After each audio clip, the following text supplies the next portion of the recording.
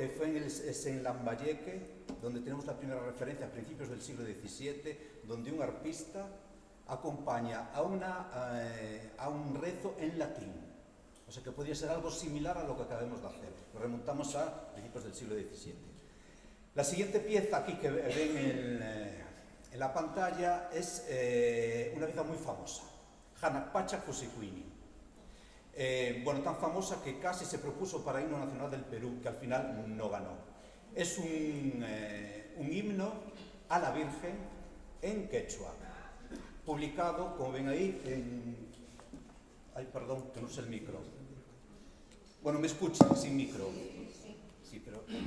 Vale, pero quizá con la grabación.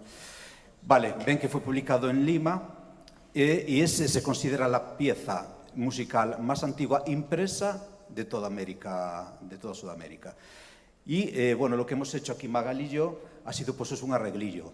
O sea, Magali hace la voz de arriba, la parte que pone tiple, y yo hago una especie de improvisación con el resto de las voces para, bueno, darle un poco un aire más popular, un aire un poco más tradicional a este canto tan famoso, yo creo que es de las obras más interpretadas de la música antigua americana y, bueno, es casi como un himno allí en el Perú. Entonces vamos a hacer nuestra propia versión del Hanakpacha Kusikwini.